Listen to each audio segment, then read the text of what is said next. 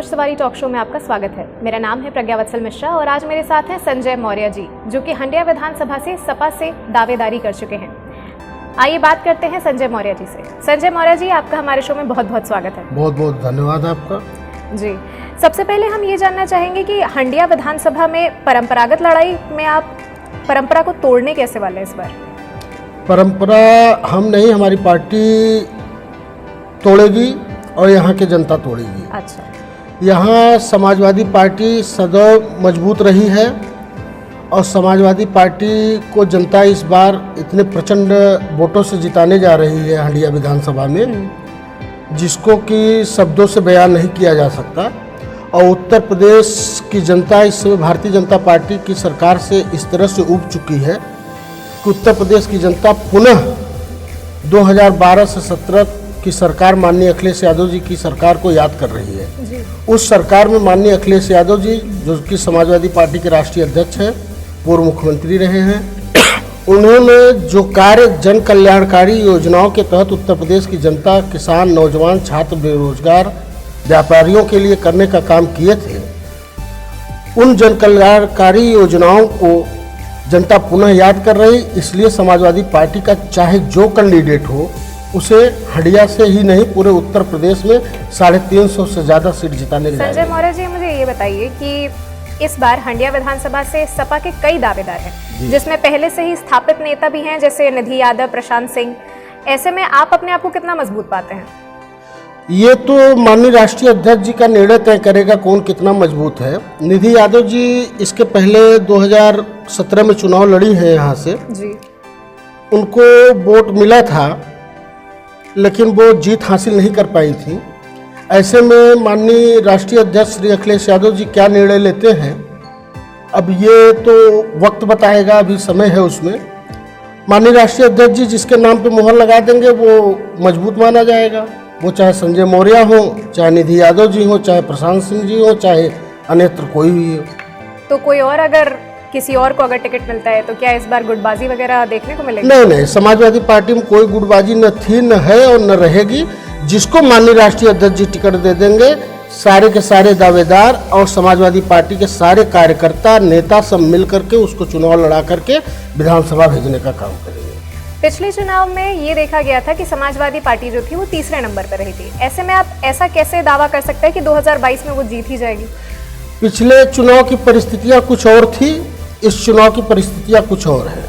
पिछले चुनाव में भारतीय जनता पार्टी भोली भाली उत्तर प्रदेश की जनता को जटने में कामयाब हो गई थी, लेकिन 5 सालों में उत्तर प्रदेश की जनता ने देख लिया कि जो माननीय अखिलेश यादव जी ने अपने कार्यकाल में काम किया था, उन्हीं कार्यों का केवल फीता काटने का 5 साल में भारतीय जनता पार्टी की सरकार ने काम किया जी। चाहे वो लखनऊ आगरा एक्सप्रेस वे रहा हो, चाहे 102-108 एम्बुलेंस रहा हो, उसका नाम बदल करके 112 रख दिए, चाहे आपका मेट्रो रहा हो, चाहे इकाना स्टेडियम रहा हो, चाहे आपका तमाम ऐसी योजनाएं हैं, योजनाएं गिनाने अगर बैठेंगे तो सुबह से शाम हो जाएगी। भारतीय जनता पार्टी का आप एक भी हमको नई योजना बता दीजिए जो भारतीय जनता पार्टी की सरकार में शुरू हुई हो। भारतीय जनता पार्टी की सरकार में एक भी योजनाएं नहीं शुरू हुई। तब अपने आप को उत्तर प्रदेश की बात कर रही हूँ, मैं केवल हंडिया की बात जानना चाहती हूँ कि हंडिया में समाजवादी पार्टी जो थी वो तीसरे स्थान पर थी, तो इस बार ऐसा क्या बदल गया है? इस बार हंडिया भी तो उत्तर प्रदेश में ही आता है। जो सरकार अगर योजनाएं लागू करेंगी उत्तर प्रदेश के लिए तो उससे हंडिया भी तो लाभान्वित होगा।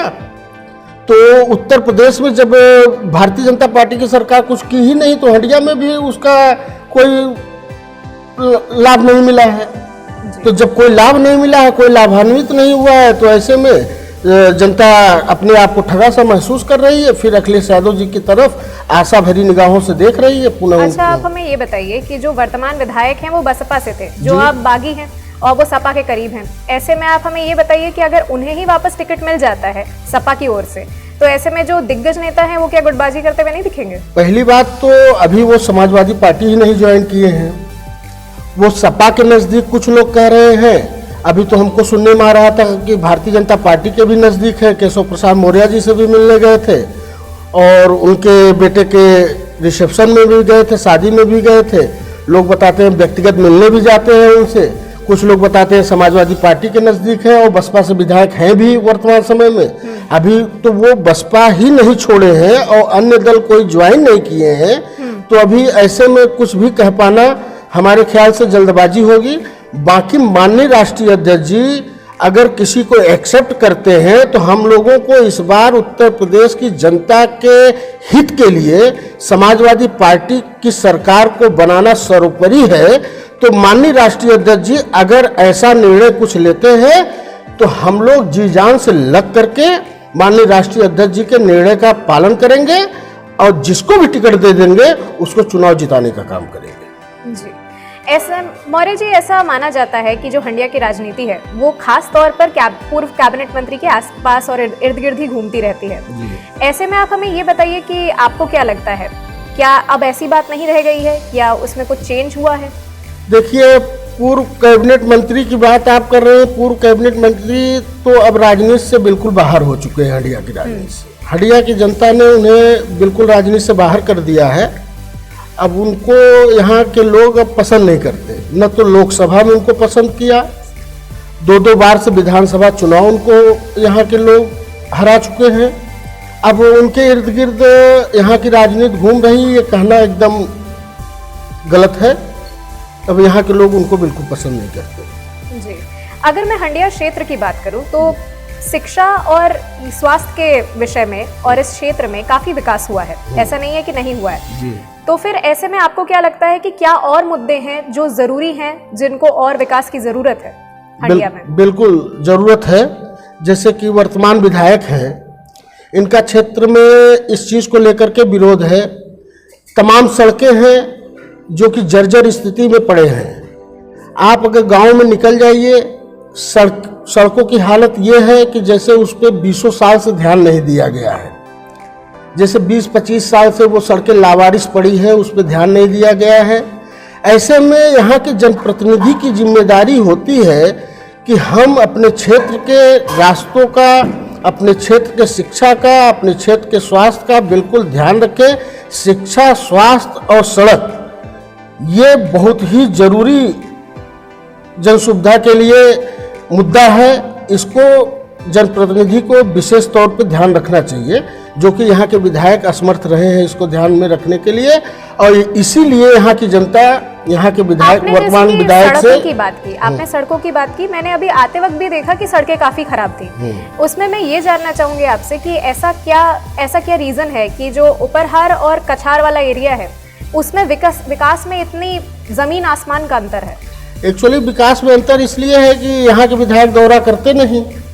यहाँ के विधायक को तो अभी 60 से 70% यहाँ की जनता जो है, हंडिया विधानसभा क्षेत्र के वोटर 60 से 70% पहचानते ही नहीं कि हमारे विधायक कौन है। जब आप क्षेत्र में निकलेंगे, आप दौरा करेंगे, तब आपको ये जानकारी होगी कि हमारे क्षेत्र की स्थिति क्या है, हमारे क्षेत्र की हालात क्या है।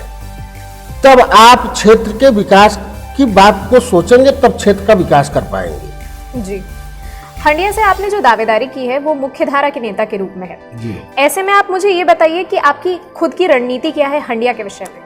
हंडिया के विषय में हमारी रणनीति है कि यहाँ के बेरोजगार नौजवानों को समाजवादी पार्टी की सरकार बनने पर, जैसा कि हमारे राष्ट्रीय अध्यक्ष जी ने घोषणा किया है, पहली कैबिनेट बैठक में 10 लाख बेरोजगारों को रोजगार देने का काम करेंगे और जिन्हें रोजगार नहीं दे पाएंगे उन्हें बेरोजगारी भत्ता देंगे। मैं उस घोषणा के तहत हंडिया के काफ़ी संख्या में बेरोजगारों को रोजगार दिलवाने का काम करूंगा।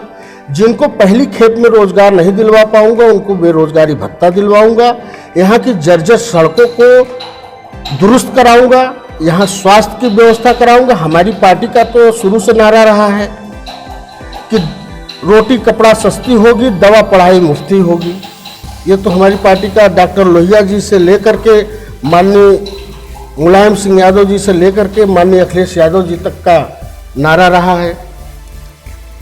जी, वर्तमान सरकार से संजय मौर्य जी कितने संतुष्ट हैं, मैं ये जानना चाहूंगी। वर्तमान सरकार से हम तो पार्टी मैन है, आम जनता नहीं संतुष्ट है। हमारी तो बातें छोड़ दी। आम जनता भी बिल्कुल, इस सरकार ने तो पूरे प्रदेश और देश का बनता धार कर दिया है। जो सरकार है उसका ये कहना है कि अराजकता पर अंकुश लगा है और अपराध भी काफी कम हुए हैं। क्या आप इस बात को मानते हैं? बिल्कुल, एकदम सरासर झूठ और सरासर गलत बात है। गोरखपुर के अंदर हमारे बिरादरी के, हमारे समाज के एक व्यक्ति ने जिला पंचायत चुनाव लड़ने की बात कही। वो हमारे ही समाज के एक बहुत बड़े नेता, कद्दावर नेता जो प्रदेश में माने जाते हैं, उनके खेमे का आदमी था। वो चुनाव लड़ने के लिए जब अपना गया कागज पत्र तैयार कराने तो उसकी हत्या कर दी गई। उसको मना किया गया कुछ अराजक तत्वों द्वारा कि तुम चुनाव मत लड़ो। वो नहीं माना तो उसकी हत्या कर दी गई। उसका चश्मदीद जो गवाह था, जब उसको गवाही देने से मना किया गया कि तुम हत्या की गवाही नहीं दोगे, वो नहीं माना। वो कहा कि नहीं, आपने मेरे सामने हत्या की है। तो बाबा मुख्यमंत्री योगी आदित्यनाथ के क्षेत्र में उस गवाह की भी 1 हफ्ते के अंदर हत्या कर दी गई। श्रद्धा मौर्य का बलात्कार करके उसके मुंह में जानवरों को खाने वाला चारा उसके मुंह में ठूस करके उसकी निर्मम हत्या कर दी गई। अराजकता और महिलाओं के साथ अत्याचार, दुराचार इस सरकार में जितना बढ़ा है, आज तक किसी सरकार में नहीं बढ़ा था। आज की राजनीति में ऐसी क्या चुनौतियां हैं जो राजनेताओं के सामने आती हैं आपके हिसाब से? सबसे बड़ी चुनौती तो यही है, अराजकताओं को जेल के अंदर जाना चाहिए, अराजक तत्वों को। और हमारे ख्याल से कानून व्यवस्था पे अंकुश होना चाहिए। इस तरह से कानून व्यवस्था ध्वस्त है उत्तर प्रदेश की कि कहीं क्राइम हो रहा है वहां पुलिस नहीं पहुंच रही है, कहीं डकैती पड़ जा रही वहां पुलिस नहीं पहुंच रही है। लेकिन अगर लॉकडाउन में एक अगर निर्दोष आदमी सड़क पे दिखाई पड़ जा रहा था लॉकडाउन के समय, तो पुलिस वाले उसको पीट पीट करके हाथ पैर उसका तोड़ दे रहे थे। अभी हमारे बरौत में ही एक फल विक्रेता का पुलिस पीट करके हाथ तोड़ दी। लेकिन जहां बड़े क्राइम होते थे वहां पुलिस नहीं पहुंचती थी। जी, प्रयागराज जिले में कुल 12 सीटें हैं जी। इनमें 3 जो है वो अनुसूचित जाति के लिए आरक्षित हैं, एक पर समाजवादी पार्टी के विधायक ही हैं जी। बची जो 8 सीटें हैं उस पर समाजवादी समीकरण बैठाने में आप कितनी कठिनाई होने वाली है, आप ये बताइए। कोई कठिनाई नहीं है। इस बार हम लोग 12 विधानसभा में इलाहाबाद में 9 से 10 सीट जीतने जा रहे हैं। आप इस बात का इतना पक्का दावा कैसे कर सकते हैं? इसलिए कर सकते हैं कि हम लोग जनता के बीच में निकल रहे हैं। हम लोग ये दावा मुंहजबानी नहीं कर रहे हैं, जबानी नहीं कर रहे हैं, कोई लफाजी नहीं बोल रहे हैं। हम लोग जनता के बीच निकल रहे हैं, जनता की आवाज़ को हम लोग आपके सामने रख रहे हैं। ये जनता बोल रही है, ये जनता बोल रही है, जनता की आवाज़ है कि इस बार समाजवादी पार्टी को हम लोग प्रचंड बहुमत से जिताने जा रहे हैं। और इसलिए मैं इस दावे के साथ कह रहा हूं कि यही इलाहाबाद से 9 से 10 सीट समाजवादी पार्टी जीत करके उत्तर प्रदेश के विधानसभा में समाजवादी पार्टी की सरकार बनाने में सहयोग अपना करेगी। आपको नहीं लगता है जब चुनाव का टाइम आता है उस टाइम पे धर्म का मुद्दा सबसे मुख्य हो जाता है? धर्म के मुद्दे से भी उत्तर प्रदेश और देश की जनता उब गई है। धर्म का मुद्दा आपका बंगाल में चुनाव हुआ, वहाँ भी धर्म का मुद्दा काफ़ी हद तक ये लोग उछालने का काम किए, वहाँ फेल हो गए। वहाँ धर्म का मुद्दा ये लोग नहीं चला पाए, जबकि वहाँ केंद्र के करीब 35-40 मिनिस्टर वहाँ डेरा डाले हुए थे, फिर भी ममता दीदी का वहाँ ये लोग बाल बांका नहीं कर सके।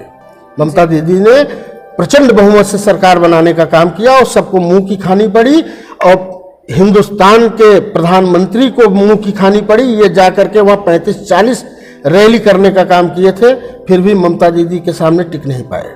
जी, मौर्य जी, ये आरोप लगता आया है कि सपा की जब भी सरकार रहती है तो लोग अपने हाथों में ये जितने भी कानून व्यवस्था है उसको ले लेते हैं। क्या इस बात का कोई डर समाप्त हुआ है? बिल्कुल समाप्त हुआ है। और ये तो केवल अफवाह उड़ाई जाती थी, ये केवल उन लोगों द्वारा अफवाह उड़ाई जाती थी जो 1 मिनट के अंदर BBC लंदन पे बोल करके पूरे वर्ल्ड के गणेश जी को दूध पिलाने का काम किए थे। वही लोग ये अफवाह उड़ाते हैं कि समाजवादी पार्टी की सरकार आने पर एक कौम के लोग या एक समुदाय के लोग अपने हाथ में कानून व्यवस्था ले लेते हैं, गुंडागर्दी करते हैं। ये अफवाह मात्र है। समाजवादी पार्टी की सरकार में बिल्कुल ऐसा कोई कुछ नहीं होता कि कोई एक समुदाय के लोग, एक समाज के लोग अपने हाथ में कानून व्यवस्था लें। संजय मौर्य जी, हम ये जानना चाहेंगे कि किस तरह के कार्यों के साथ आप हंडिया की जनता के बीच जाते हैं? अब हम लोग तो भाई माननीय अखिलेश यादव जी के द्वारा जो कार्य किए जाते हैं और जो कार्य करने के लिए घोषणा की जाती है वही सब कार्य लेके जाते हैं, जनता को बताते हैं, जनता को खूब भाता है। और माननीय राष्ट्रीय अध्यक्ष श्री अखिलेश यादव जी के करनी और कथनी में कोई अंतर नहीं है। वो इतने पढ़े लिखे व्यक्ति हैं कि जो कहते हैं वो करते हैं, जो नहीं करने की स्थिति में रहते हैं वो बिल्कुल नहीं कहते। जब उसको करने की स्थिति में अपने आप को ले जा करके पहुंचा लेते हैं तभी वो कहने का काम करते हैं। मौर्य जी, आपको नहीं लगता है कि जो प्रशांत सिंह जी जो सिटिंग विधायक थे, उनको पिछली बार 2017 में टिकट ना मिलने की वजह से हंडिया में सपा जीत नहीं पाई थी? नहीं, ऐसा कुछ नहीं है। क्या निधि जी कमजोर चुनाव नहीं लड़ी थी, लेकिन परिस्थितियां वही बताए ना, बीजेपी वाले बहुरुपयापन अपना दिखा करके जनता को ठगने का काम किया और उसमें सफल हो गए, ठग लिए। अब जनता ये महसूस कर रही है कि भाई हमको ठग लिए, हम ठगा गए, 5 साल पश्चाताप करना है, इसके अलावा कोई रास्ता नहीं। अब तो समय भी पूरा हो गया, अब आ गया है चुनाव, अब जनता उसका खामियाजा पूरा करेगी बीजेपी से। यहाँ मैं एक छोटा सा ब्रेक लेना चाहूंगी।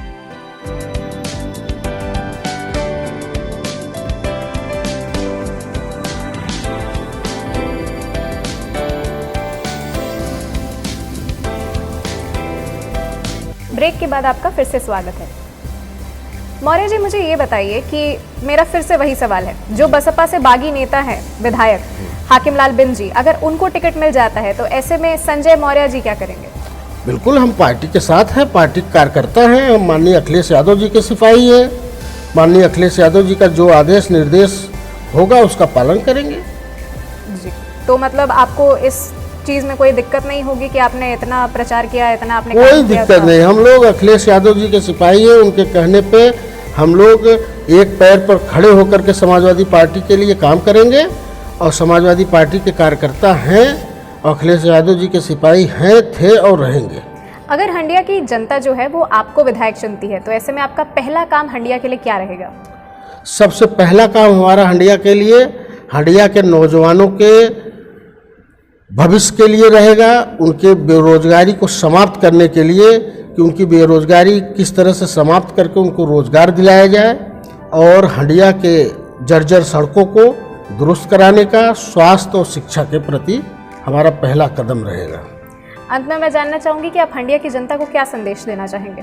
हंडिया की जनता को यही संदेश देना चाहेंगे कि अब समय आ गया है, आप लोग कमर कस लीजिए और आने वाले 2022 के विधानसभा चुनाव में सारा गिला शिकवा सब भूल करके सिर्फ उत्तर प्रदेश को विकास के रास्ते पे ले जाने वाले, उत्तर प्रदेश को उत्तम प्रदेश बनाने वाले माननीय राष्ट्रीय अध्यक्ष पूर्व मुख्यमंत्री श्री अखिलेश यादव जी के चुनाव निशान साइकिल का बटन दबाकर समाजवादी पार्टी की सरकार को बनाने का काम करें और उत्तर प्रदेश को उत्तम प्रदेश बनाने में अपना सहयोग दें।